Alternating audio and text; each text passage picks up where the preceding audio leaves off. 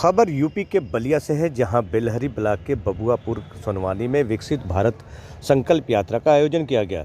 इस दौरान मीडिया से बातचीत में बीजेपी सांसद वीरेंद्र सिंह मस्त ने अखिलेश यादव के बयान पर पलटवार करते हुए कहा कि पैसा किसी ग्राम प्रधान, विधायक, सांसद का नहीं होता, पैसा जनता का होता है, जनता के हित में खर्च होता है।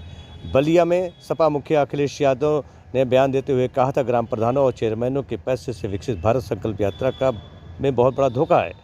ग्राम प्रधानों का पैसा काटकर विकसित भारत का सपना पूरा नहीं हो सकता। इस तरह ओवैसी के बयान पर श्री मस्त ने पलटवार करते हुए कहा कि ओवैसी को भारत का इतिहास पढ़ना चाहिए।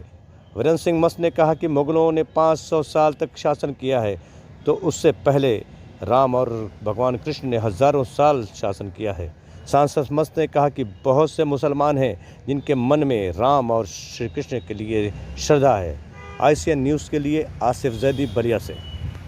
कितना भी विकसित भारत का प्रचार प्रधानों के पैसे से कर लें, चेयरमैनों के पैसे से कर लें, उससे क्या विकसित भारत बन जाएगा, विकसित प्रदेश बन जाएगा?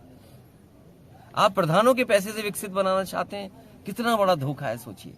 और अखिलेश यादव आए थे बलिया में, उन्होंने कहा कि जो कार्यक्रम हो रहे हैं वो प्रधान और जो चेयरमैन हैं उनके पैसे से हो रहा है। क्या कितनी सच्चाई है जो उनकी भाषा जो थी? प्रधान या किसी का पैसा, सांसद का पैसा, चाहे विधायक का पैसा, चाहे मुख्यमंत्री का पैसा, वो पैसा जनता का पैसा होता है।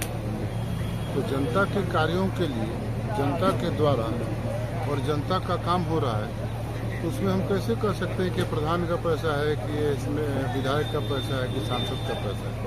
किसी का पैसा मैं इसीलिए कहता हूँ कि मेरे बाप का पैसा नहीं, आपका पैसा है। तो प्रधान का भी पैसा का मुझे नहीं मालूम है, प्रधान का पैसा खर्चा होता है, कि सांसद का पैसा खर्चा, विधायक का पैसा, तो सार्वजनिक जनता का पैसा होता है। जनता का पैसा खर्चा होता है, प्रधान के जेब से, किसी के MP के जेब से, विधायक की जेब से तो खर्चा होता नहीं। कल अखिलेश यादव बलिया आए थे, इस दौरान उन्होंने कहा कि राम मंदिर के न्योते को उन्होंने कहा कि मुझे जब राम बुलाएंगे तब हम जाएंगे, लेकिन बीजेपी के कहने से हम नहीं जाने वाले हैं। क्या कहेंगे आप?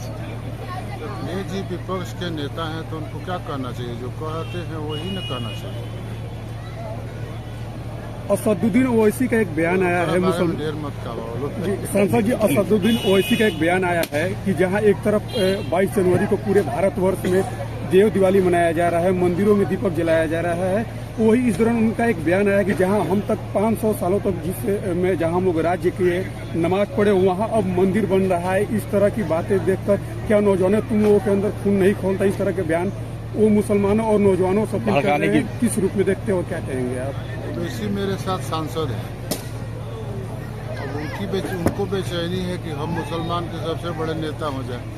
500 साल तक मुगल शासन किए हैं, हजारों साल उसके पहले त्रेता में राम शासन किए हैं, कृष्ण शासन किए हैं। तो हम तो भी ये कह सकते हैं कि हजारों साल पहले मुगल शासन के पहले हम लोगों ने शासन किया है।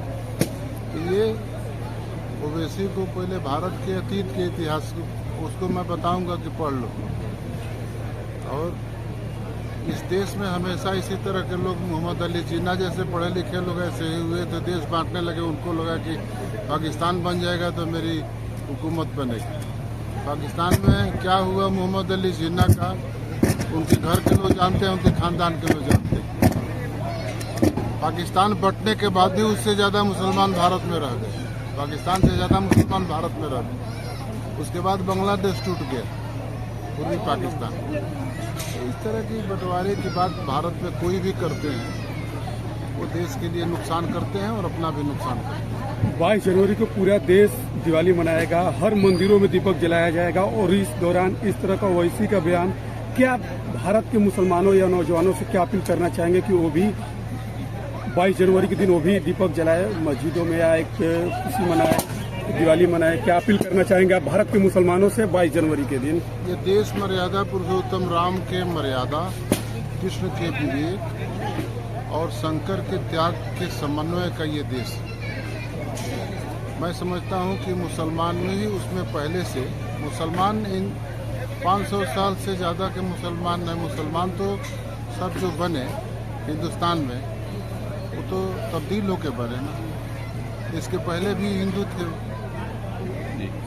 तो हिंदू से जो मुसलमान बने हैं उनके मन में भी बहुत से ऐसे मुसलमान हैं जिनको राम से श्रद्धा है, कृष्ण से श्रद्धा है, शंकर जी से श्रद्धा है।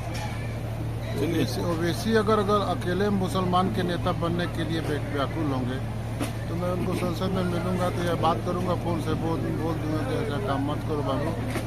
जीना तो अब भारत में पैदा होने वाले नहीं। क्या अपील रहेगी 22 जनवरी के दिन मुसलमानों के लिए, आपका क्या अपील रहेगा? मेरी अपील प्रधानमंत्री जी अपील कर दिए हैं, उस अपील के साथ मेरी अपील की संबद्ध